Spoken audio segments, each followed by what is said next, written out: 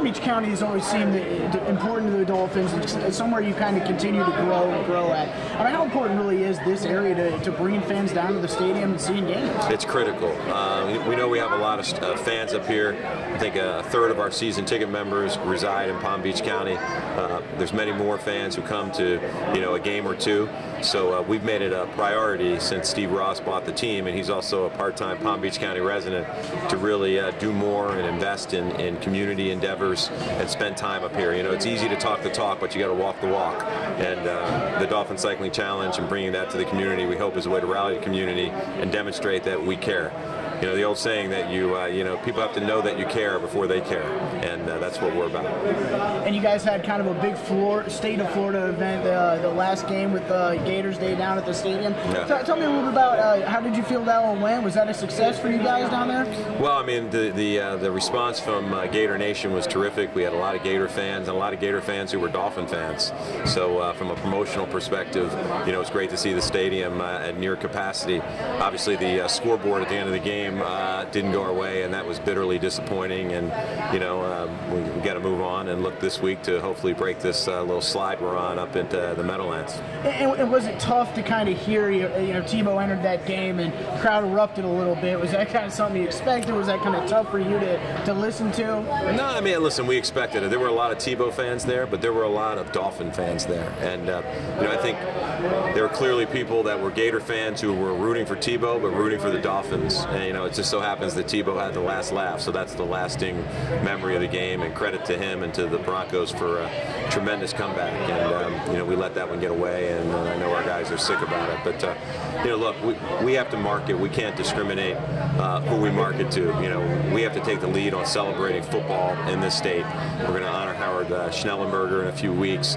Have Coach George Smith from St. Thomas Aquinas is coming out to accept the Coach of the Year award. Is going to be named in his honor. We're bringing high school all-star teams out from around South Florida. We're going to continue to do that. This happened to be around the Gators and that accomplishment that they had back in 2008. But we'll do more of that, and want to make sure we reach out to all football fans. Absolutely. And it's been a bit of a tough start to the season, especially for Coach Sperano. I mean, he's kind of heard it from the media. It's all been all around. How do you think he's been handling it? What's the relationship been between him and Stephen Ross? What's that been like? Tony's handled it the way those who know Tony would expect him to handle it, which is he just puts his head down and works. He's one of the hardest working guys that I've seen, he's not, while he's clearly disappointed, as we all are, he marches forward. And I was around this week and saw the way the team was preparing for this Sunday's game. You wouldn't know what the record was based upon the enthusiasm and the effort on the practice field. So Tony's a battler, he's a competitor, and a very good guy, and the kind of guy you root for to do well, and we just hope we can turn this thing around as soon as possible. And is this, where we're at already in the season, is this kind of where the front office, is it already kind of deeming the season a failure, or is there something to gain from this?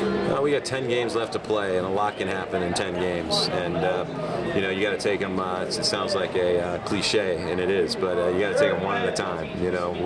We got to where we were one at a time. If we're going to climb out of this hole, we got to take it one at a time. And it's about effort, and it's about players, who are still listening to the coach, still into the team, and we're convinced our guys are still very much committed to turning this thing around. And wherever we finish, but I think the effort's there, and hopefully we see some of that result this Sunday.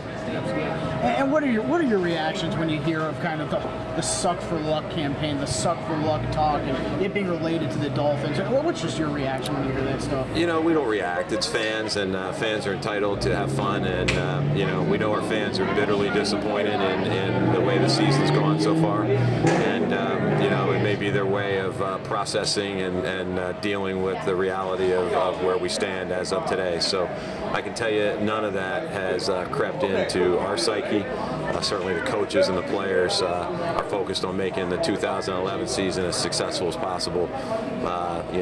What comes after that comes after that. But I think it's more about the fans, and certainly doesn't creep into our consciousness. And especially with the lockout, ticket sales have been kind of a struggle so far this season.